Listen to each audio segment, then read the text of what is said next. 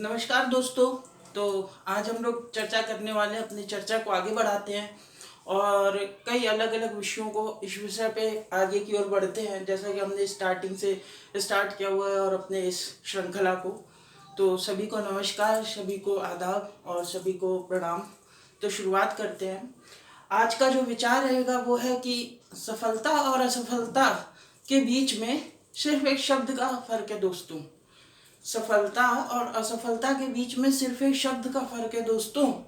शब्द कैसे बदलना है ये आप मुझसे बेहतर जानते हैं और ये तय करेगा आपकी मेहनत। तो इसी विचार के साथ आगे बढ़ते हैं और देखते हैं कुछ नए कॉन्सेप्ट को और सीखते हैं कुछ आज अलग। देखिए, आज जो हम लोग पढ़ने वाले हैं ये एक ऐसा टर्म है।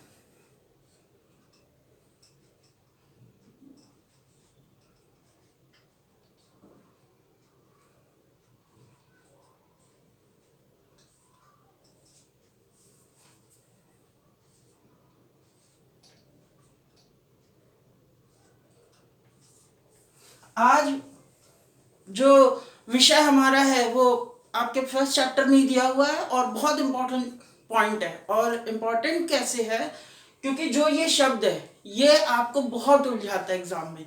सबसे ज़्यादा उलझाने वाला इस विषय के अंदर अगर कोई शब्द है मेरे हिसाब से तो वो है मार्जिनल। अब ये मार्जिनल होता क्या है? ये शब्द ऐसा है कि जो अलग से है, जिसके बारे में अभी तक आपने पढ़ा नहीं है या आपने सुना नहीं है, लेकिन ये आपके दिनचर्या में इस्तेमाल हुआ है, लेकिन आपको पता नहीं है कि ये कहाँ इस्तेमाल हुआ है। तो सबसे पहले देखते हैं ये शब्द आया कहाँ से। एक शब्द आता है जब भी अगर आप अपने घरेलू निजी जीवन में देखेंगे तो एक शब्द का बहुत ज़्यादा आप लोग इस्तेमाल भी करते हैं। कई बार आपने सुना भी होगा, मार्जिन।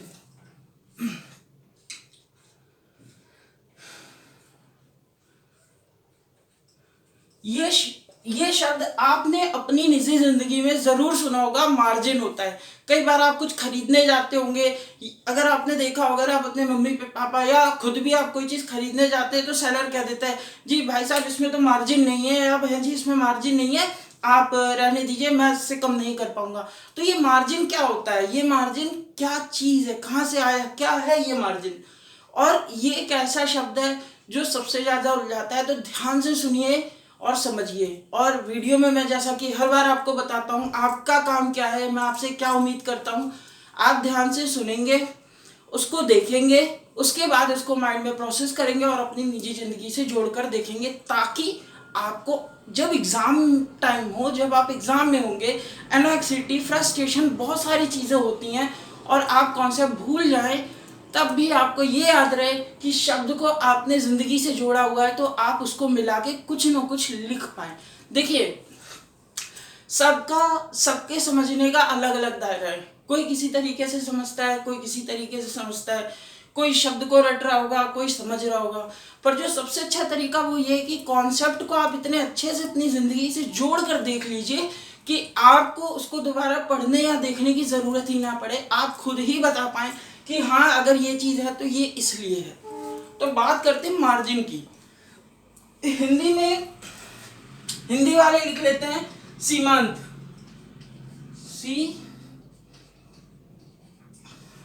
जो ये शब्द होता है सीमांत उपयोगिता, सीमांत प्राइस, सीमांत कॉस्ट, ऐसे अलग अलग जगहों पे ये शब्द जरूर आपको सुनने में मिलता है। ये सीमांत होता क्या है? ये मार्जिनल बेसिकली क्या चीज डिसाइड करता है, चलिए देखते हैं।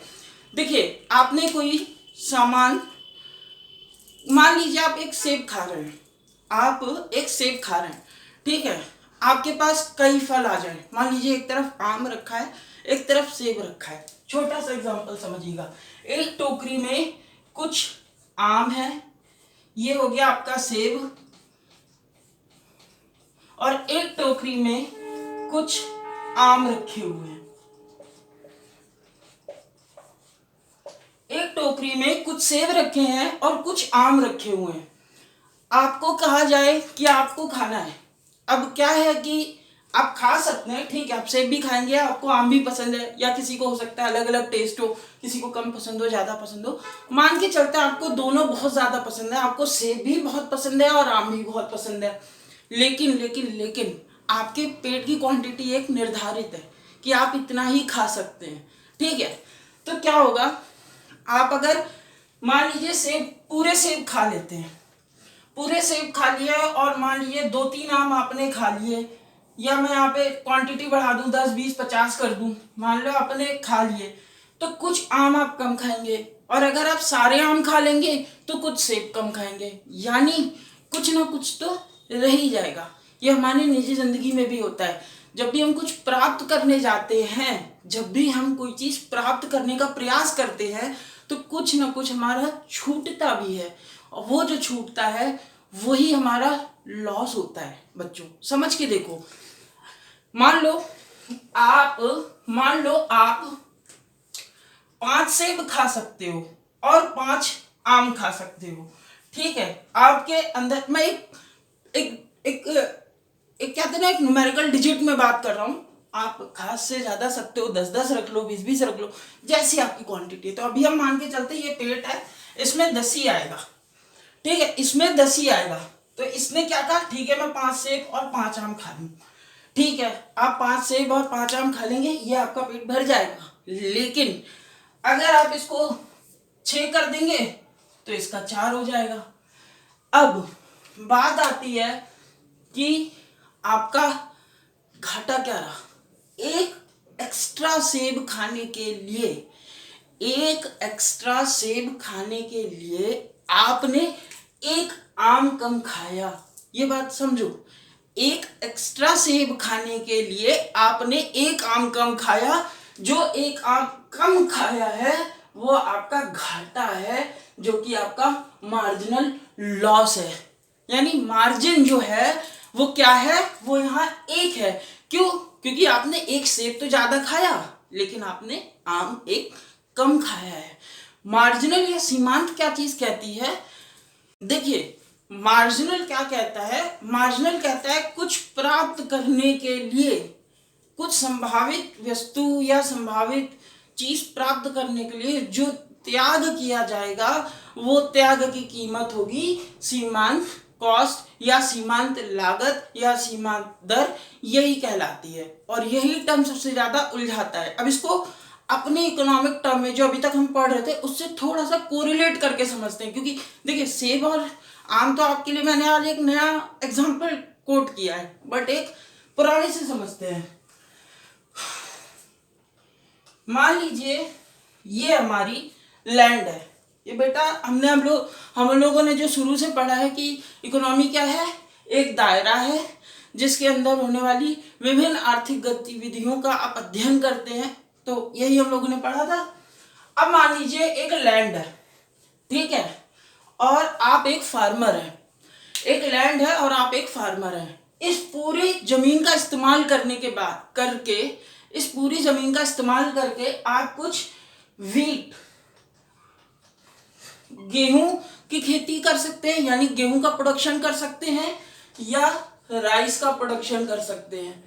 एक छोटा सा एग्जांपल ले सकते हैं, यहाँ राइस की जगह कुछ भी हो सकता है, दाल हो सकती है, समझे, लेकिन कुछ ऐसा रखो कि क्वांटिटी आप जो है एक कर सको। ऐसा नहीं हो सकता कि यहाँ पे मान लो आज आपने कोई लिक्विड रख लिया, दूध रख लिया, और दूध या कोई ऐसा सामान रख लिया जिसकी क्वांटिटी में फिर फर्क आ जाए। तो कोशिश करो कि पास के रखो, क्योंकि देखो जब आप एग्जाम में लिखने जा रहे हो तो आसान तरीका अपनाओ, ताकि आंसर आप आराम से लिख सको, निकाल सको और समझा सको।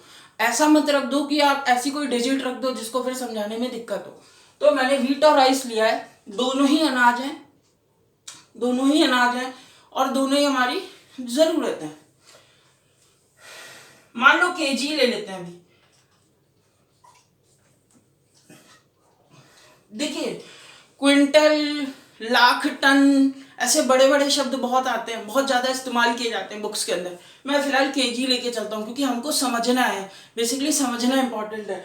मान लो ये पूरी जमीन है, इस पूरी जमीन का हम लोग इस्तेमाल कर रहे हैं। हमारे पास सारा पैसा हमने लगा के खेती की, सारा सब कुछ, जितनी हमारी ताकत थी सब कुछ लगा दिया। जब हमने 50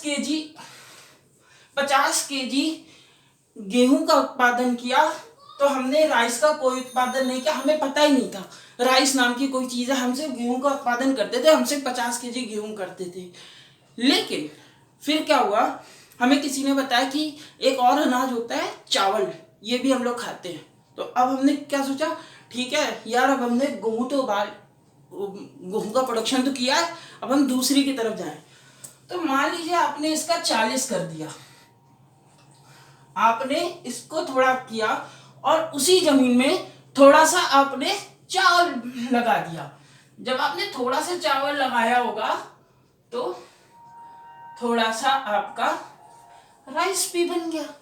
थोड़ा आपने गेहूं लगाया और थोड़ी सी जमीन में आपने चावल भी लगा के देखा कि देखूं कि कितना हो सकता है। फिर धीरे धीरे चावल की तरफ आप आकर्षित होते चले गए। आपको लगा कि नहीं यार, गेहूं 13 रुपए में बिक रहा है, चावल 100 रुपए किलो बिक रहा है, चावल में ज्यादा फायदा है, तो गेहूं क्यों लगाना।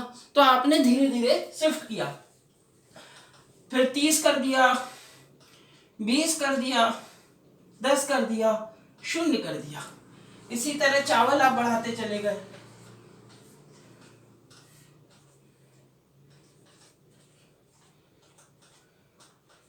ठीक है, एक टाइम ऐसा आ गया कि आपने चावल गेहूं उगाना ही बंद कर दिया। आपने कहा जी गेहूं की खेती में कोई फायदा नहीं हो रहा, लेकिन चावल में 50 उगा रहे हैं और 50 की कीमत इसके 50 से बहुत ज्यादा है, तभी आप चावल उगा रहे हैं। ध्यान रखना, जो अब आप देखोगे कि मार्जिनल कॉस्ट क्या थी आपके लिए सबसे जरूरी चीज, जो इस पे हम बात करें मार्जिनल पे।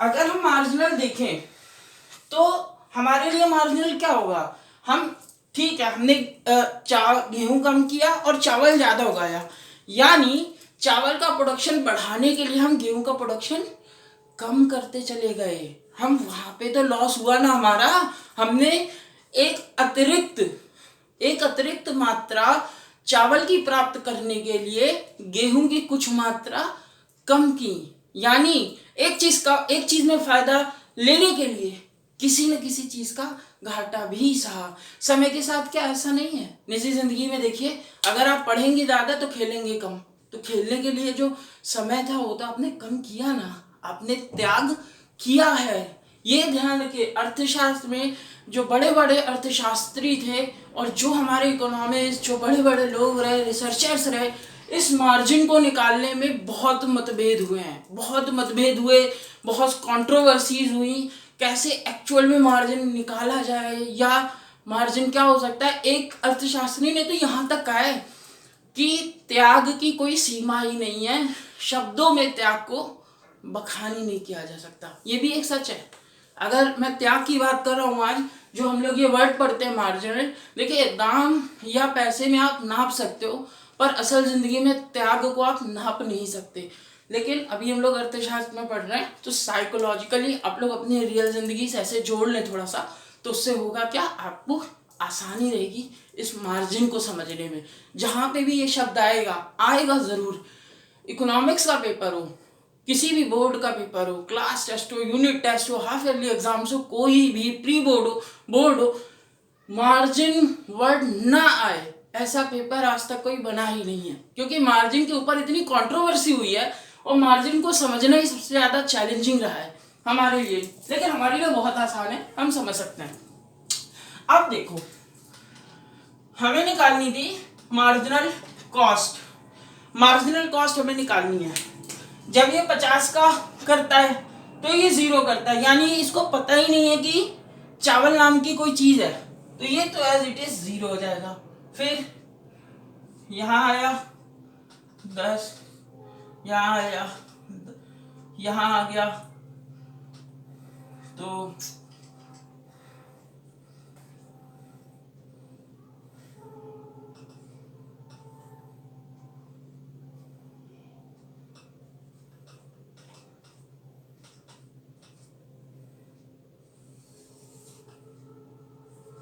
अब देखो, अब बनेगी बात, समझो मेरी बात को। जब वो चावल देख रहा था, यानी जब वो चावल की अतिरिक्त क्वांटिटी प्राप्त करना चाहता है, जब उसने 10 किया तो उसने त्याग कितने का किया होगा, 10 का किया होगा। उसने 10 किलो गेहूं त्याग किया होगा, उस जमीन पे उसने चावल लगाया होगा, इसीलिए उसने 10 किलो चावल प्रोड्यूस किया। लेकिन जितनी जमीन पे उसने चावल बढ़ाया, उतनी जमीन पे फिर गेहूं कम हो गया, यानी चावल की क्वांटिटी बढ़ाने के लिए उसने गेहूं की क्वांटिटी के साथ समझौता किया, घाटा सहा। इसी को मार्जिन कहते हैं, इसी को मार्जिनल कॉस्ट कहते हैं। आगे बढ़ के देखो, जब उसने और ज्यादा बढ़ाया, 20 किया, तो उसने यहाँ पे मार्जिनल कॉस्ट 20 हुई। 20 कैसे 20 केजी की हुई? 20 केजी की क्यों हुई? क्योंकि अगर अब यहाँ पे क्या कई बार संवाद हो जाता है, कई बार लोग पूछ लेते हैं कि जी मार्जिनल कॉस्ट तो एक ही होनी चाहिए क्योंकि यहाँ तो 10-10 का डिफरेंस है। नहीं हो सकता, क्योंकि घाटा कभी भी पिछले यूनिट नहीं, शुरू के यूनिट से की जानी चाहिए, पिछले यूनिट से नहीं की जाती।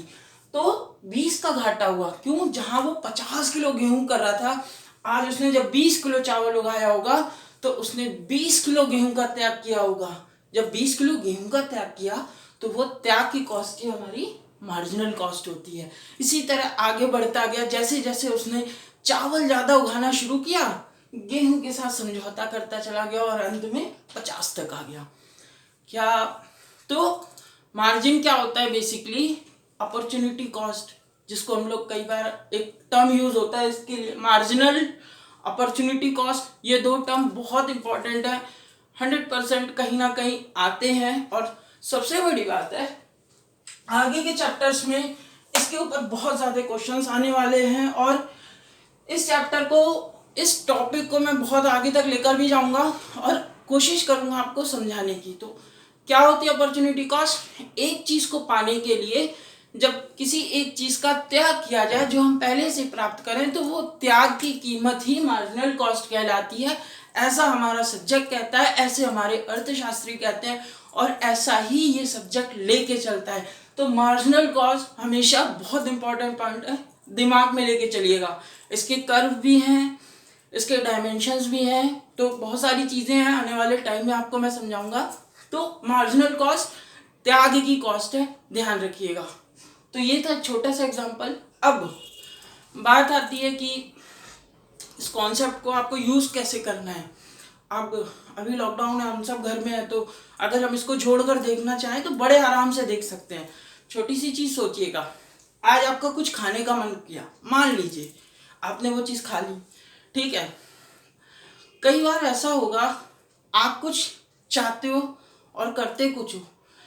जब आप करने में सक्षम हो जाते हो तो जो नहीं किया था, जब उसके बीच का फर्क होता है, वही मार्जिनल कॉस्ट होता है। अपने रियल लाइफ एग्जांपल्स में आप कहीं ना कहीं ढूंढिएगा, आपने भी अपॉर्चुनिटी कॉस्ट या मार्जिनल कॉस्ट जरूर से जरूर महसूस किया होगा और आप मुझसे बेहतर समझ पाएंगे। ये टर्म व्यक्तिगत के ऊपर बहुत अच्छे से लागू होता है और कॉर्पोरेट, कंट्री, विदेश, हर चीज में लागू होता है, इसीलिए ये इंपॉर्टेंट है। मार्जिनल क्या होता है? घाटा ही है, एक तरह से अपॉर्चुनिटी, क्योंकि एक चीज को पाया भी जा रहा है लेकिन एक चीज को खोया भी जा रहा है। एक तरफ ये कॉस्ट भी है, एक तरफ ये फायदा भी है। तो ये फायदा कम है या घाटा ज्यादा, इसको सोच के मुझे कमेंट जरूर करेगा। और लाइक, शेयर, सब्सक्राइब मैं आपकी तरफ से पूरी उम्मीद करता हूँ। तो आज के लिए इतना ही, बहुत बहुत